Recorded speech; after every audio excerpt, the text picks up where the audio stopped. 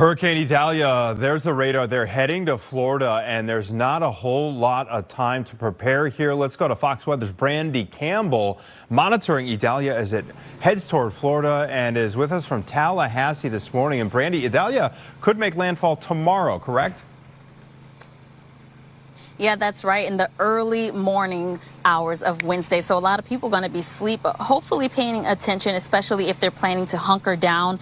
But I want to note right now, I'm just outside of the Emergency Operations Center here in Tallahassee. There are representatives inside for different state agencies, all working together to get Florida through this time, especially with landfall expected to happen overnight. So now they're going into a 24-hour operation. A lot of people likely hunkering down here and staying here at the EOC. Now, Governor Ron DeSantis, he actually just wrapped up a press conference that started at the top of the 9 a.m. hour. And he just talked about how, for one, the path that this storm is taking has kind of been a rarity for Florida. He said we have to go back to the 1800s to see a storm that has come this path to hit the Big Bend area of Florida. It's not a commonality, but it's also an area that isn't highly populated, so that's maybe the bright side of all of this. But he did say there's a lot of trees in this area, especially here in Tallahassee, so we can expect the high wind to knock a lot of those down and unfortunately cause power outages. He also said if it hits at high tide, some areas could get storm surge of 8 to 12 feet. So that, of course, if you're trying to hunker down in those areas, that could definitely be dangerous. And so he just says, you know, he wants people to avoid putting their life in danger. So with that being said, there are several evacuation orders. 22 counties, they put out orders. About half of those are mandatory. The others, those are voluntary or encouraged. On top of that, the tolls are being suspended on some counties on the West Coast to help people out a little bit during this time. Let's take a listen to what DeSantis also had to say about this storm and evacuations. You don't need to leave the state, and you don't need to drive hundreds of miles. You don't have to try to outrun the storm. If you're in those low-lying areas, the reason why they're advising you to evacuate is because you're going to be susceptible to storm surge. And so if you get to a place that's higher ground and a safe structure, you can ride out the storm there and then go back to your home once the storm passes and all is clear. This is the end of the beginning. Welcome to today's show. I'm going to be covering this, I'm sure, more and more over the next couple of days with the Hurricane Idalia, which, of course, is being sent by our own government to wipe out Florida over and over and over again, is what they're doing. I mean, they're sending weaponized weather all around the country, and people just are turning a blind eye to it because they don't want to believe that this is a possibility that their government could be doing it, and also the fact that they don't think it's something that can be done. You know, with all the science that we have in this world, they couldn't possibly do that, even though they constantly shown us, like in the videos I've shown over and over and over again, time and time again, even the mainstream media covering, they could do that with the weather and trying to deflect like, hey, well, they would never do it with the weather, but it's just something they've tried out, you know, and that's what HARP's there, you know, is sitting there for, right? Because they're just, you know, having fun with your tax money. They don't really have any intentions to do anything. Just like, you know, when they had this technology 100 years ago. See, they can get away with it now, of course, because how stupid people are. So the Hurricane Idalia, look at these headlines, okay? And I'm going to talk about St. Petersburg, Florida. If you didn't see the video I did about how conveniently at the same time this is happening where people are trying to evacuate, people are not able to fill their gas tanks because, well, now the gas stations are closing because there's been a mixture of diesel fuel with regular fuel, and that would cause cars to break down. So, you know, people are just kind of stuck. But that's just another coincidence. So if you didn't see that video, definitely go look for it. It's my last video before this one. You have to watch that. It's so unbelievable. You have to see it for yourself. But look at these headlines with Idalia. And then I'm going to show you how this is part of their strategic plan, not just to wipe out and ruin lives and kill people and to herd people into FEMA camps, but also to put in and implement smart cities. And this is a perfect example. This isn't some conspiracy. This isn't just because it happened in Maui that suddenly, you know, people like me who are pretty much the first people to talk about this when it happened in Maui, about the smart cities and the smart city plan, telling you, oh, well, it happened there, now it's going to happen here, and it's going to happen there. It's obviously strategically happening. And they're using different means, right? They're burning places out like Maui. They're hitting with hurricanes all up the west and east coast. And what else do we see happening? They're letting crime run amok. So small business owners are put out of business or decide to leave. They're flooding places out with weather. They're doing all these different things at once, and people just don't see it because they're too distracted on their cell phones, looking at things that are just completely unimportant, entertaining themselves with Mr. Beast videos of pointless crap And then, of course, making themselves feel like they're important in society, patting themselves on the back. And, of course, donating to charities every time they buy something at a store, not being suspicious as to why every time they check out somewhere, they ask you to donate to your local charity, which doesn't go to a charity, by the way. Of course, common sense would tell all of us that, but these people don't want to believe that. So look at the headlines here. Idalia could be a once-in-a-lifetime event for Tampa and parts of the Florida coast. St. Petersburg officials are preparing for Hurricane Idalia as if, quote, we could get a direct hit. Very suspicious words, right? Like a direct hit.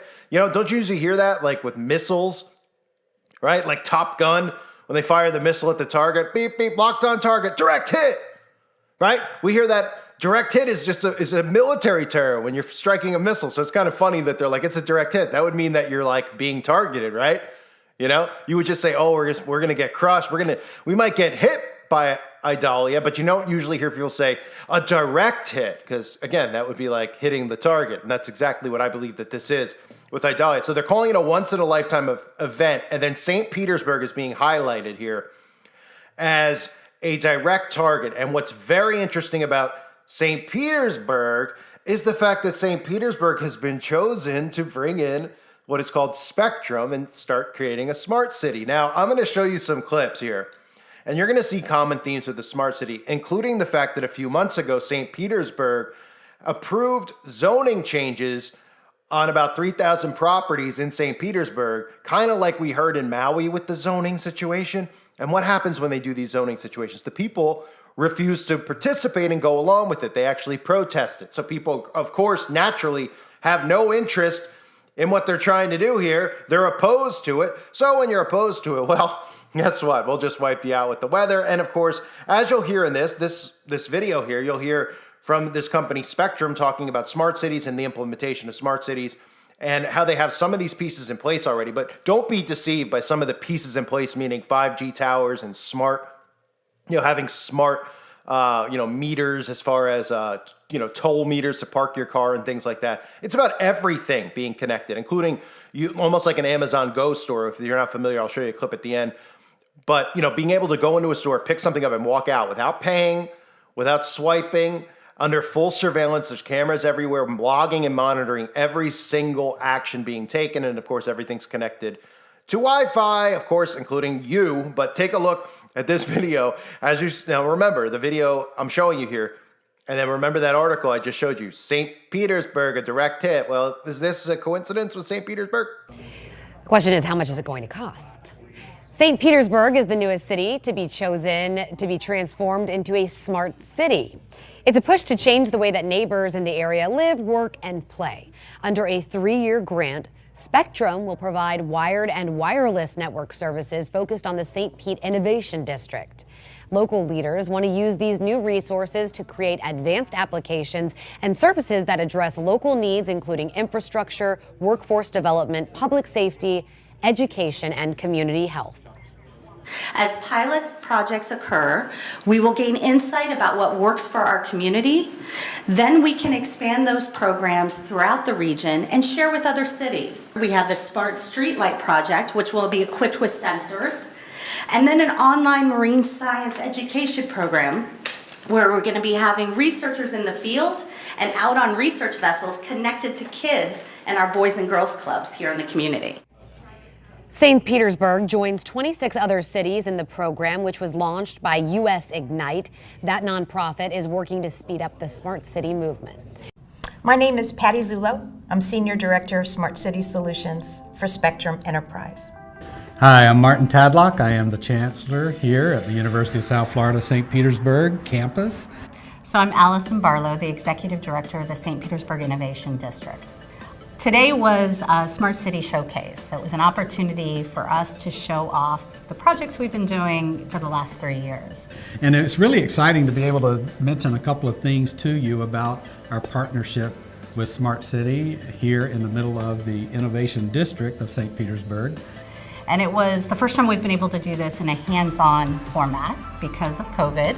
The last time we had to do it in a virtual manner. And it was nice because we were able to take elected officials, community leaders, community members over to see the tools, the equipment, and also a chance to look at the data on the dashboards.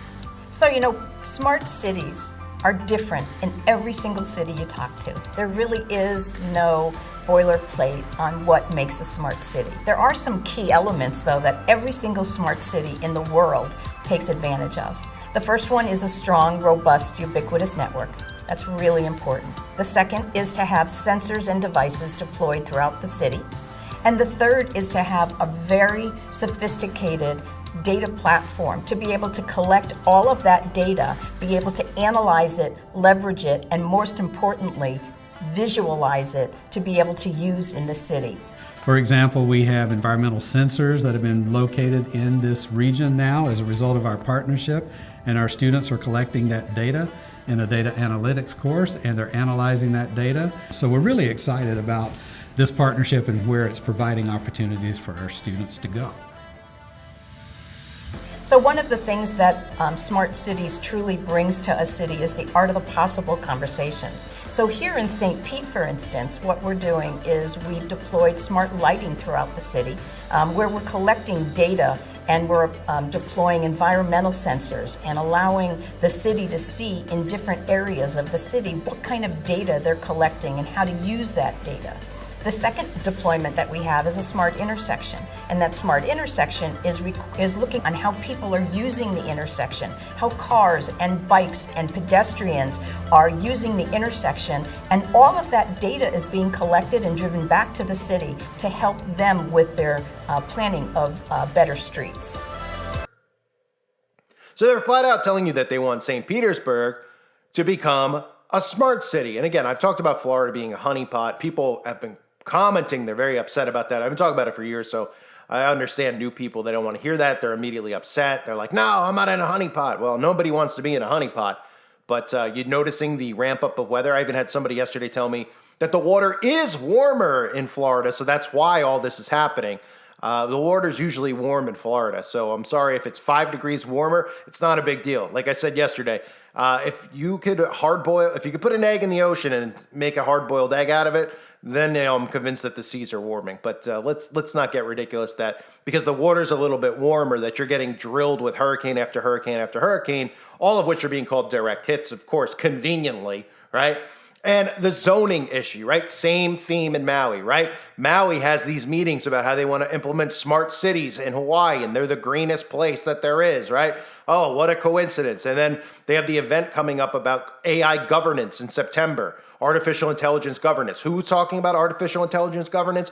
Oh, the World Economic Forum, the ones who are responsible for it, the globalists, the ones who are responsible for it, Democrats who support this and are just so dumbed down that they refuse to see it. So those are coincidences, right? Same here with St. Petersburg, right? And Tampa Bay getting drilled. And these are places that want to implement smart cities. And of course, conveniently before they implement these the way that they want to, because remember, they're going to have to destroy everything to bring these in, to make these, get small business owners have to be gone.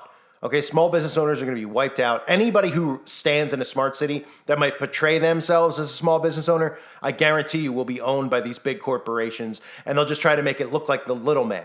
They do this all the time. They do this at the grocery store, like the illusion of choice, right? You have Cheerios, and then you have brand X underneath it, right? It's some random brand of Cheerios. Like, it's the same thing, but it's just some other producer, and they have no affiliation with Cheerios. Oh yeah, Cheerios actually owns them. Right, that would be the same thing here to give the illusion as if, we didn't run all the small business owners out. They're still there. It'll be a facade. But the zoning issues, the people were not interested in it. So it looks like they're flooding them out. Here's a clip about the zoning in St. Petersburg. Today, St. Petersburg City Council members could make drastic changes to the number of homes that can be built on a single lot. And on your sides, Beth Rousseau joins us now live from St. Pete this morning with the reason thousands of residents are worried about the City Council approving this measure. Good morning, Beth. Hey, Chris, and this is a plan that city leaders say has been in the works for years, and they say it really could go a long way to address affordable housing issues, which they talk about here at City Hall all the time. However, 3,000 residents have signed a petition, and they say they're concerned for a number of reasons. Where are these people going to park? Yes, they're going to then start intruding into the neighborhood, and then if they have friends or family over, they're going to be parking into the neighborhoods, blocking the alleys.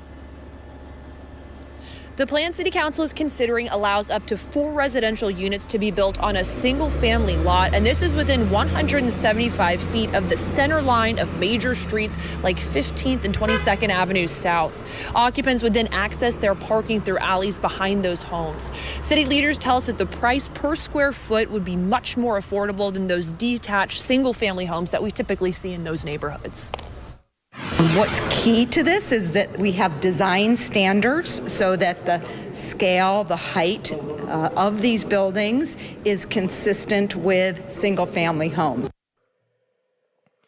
So, the people don't want these zoning restrictions. They don't want them meddling in their lives, which is pretty much what all of us are saying. We don't want our government meddling in our lives, and that's all that they're doing. They want more than just in your life. They want in your bank account. They pretty much want inside of people's bodies, as we know. They want in every crevice of your body. I mean, I could go into deeper detail about how sick they are, but I won't, because it's pretty obvious at this point how sick they really are, because look at the intentions. Look what they're doing. Look how they're calling us all terrorists, et cetera, et cetera. So this is a way they're going to be implementing smart cities. I mean, what did you think? People were just going to voluntarily sign up a city? How do you even do that, right?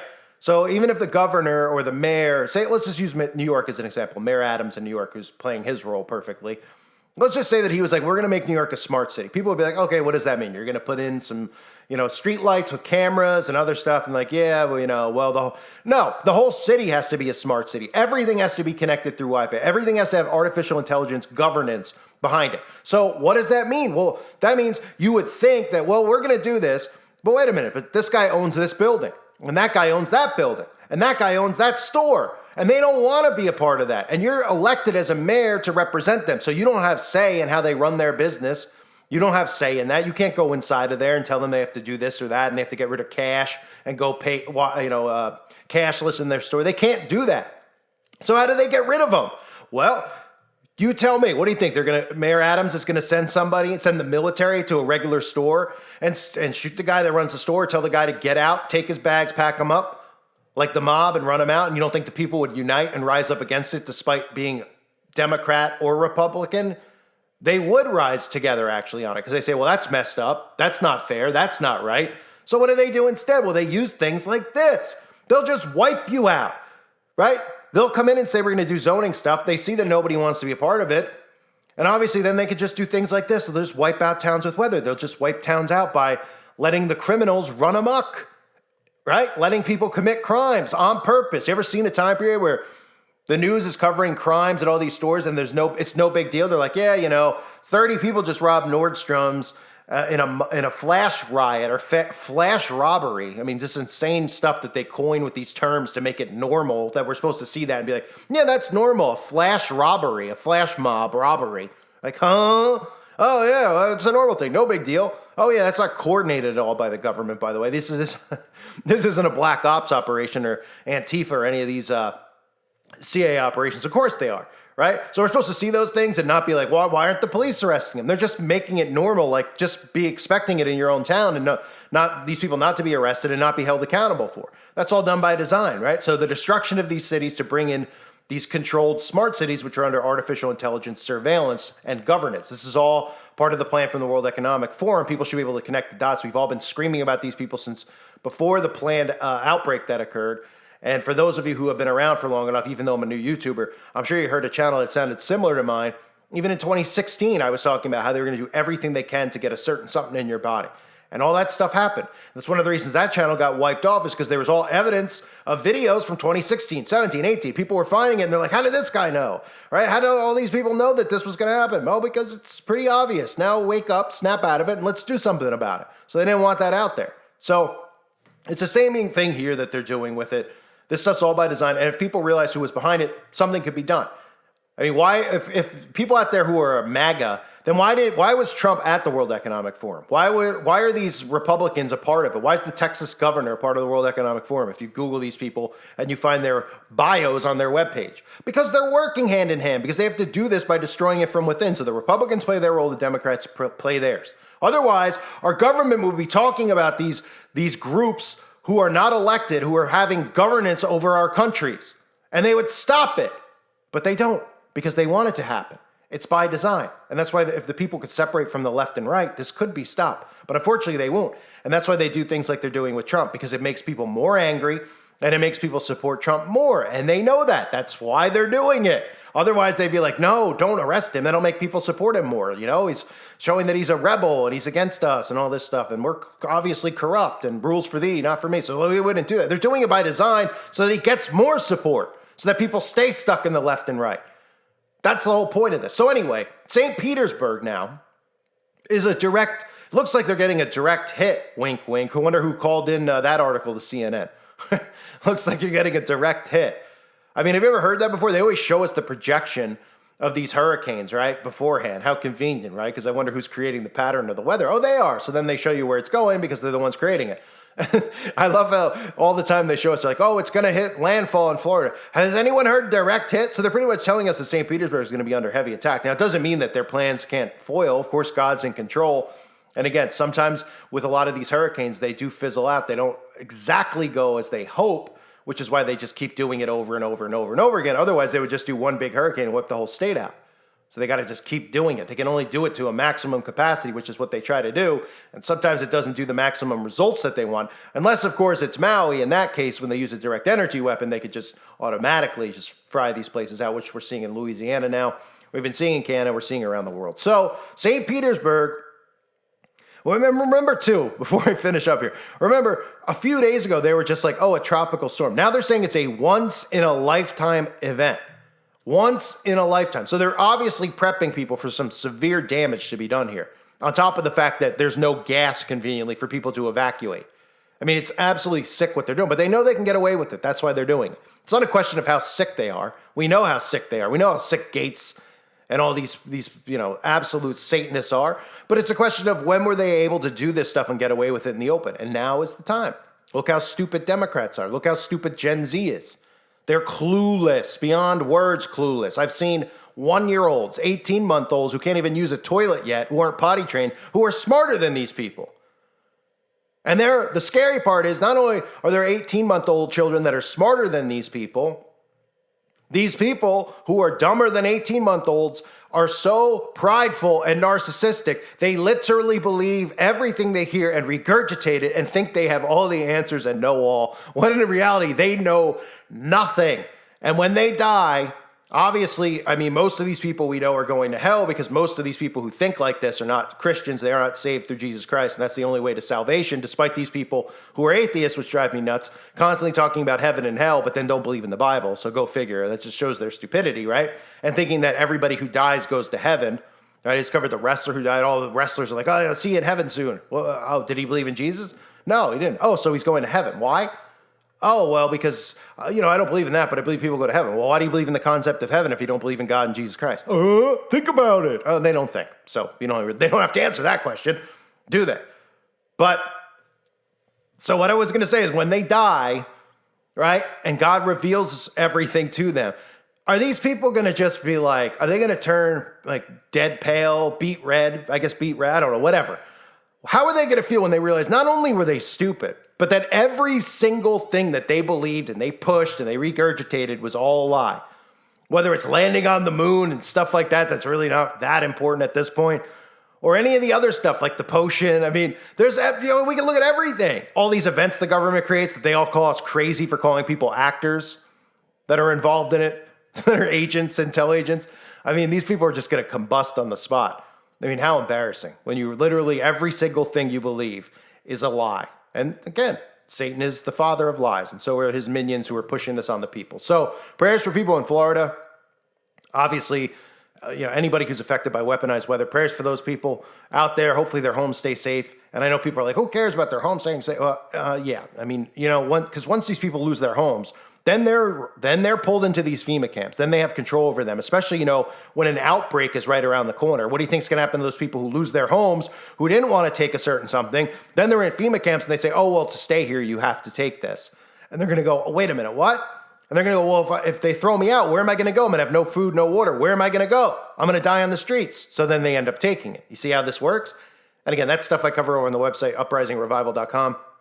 I highly recommend people check it out. But prayers for people, again, in St. Petersburg, in Florida, in Tampa, wherever this hits, because that's what you're going to continue to see as they roll in another, variant. They're going to roll in another one while people are just ushered into FEMAs, And then they're going to have that forced on them. So this is part of their plan, all done by design. I thank everyone for being here. Hope you're all doing well. God bless all of you as always and your families.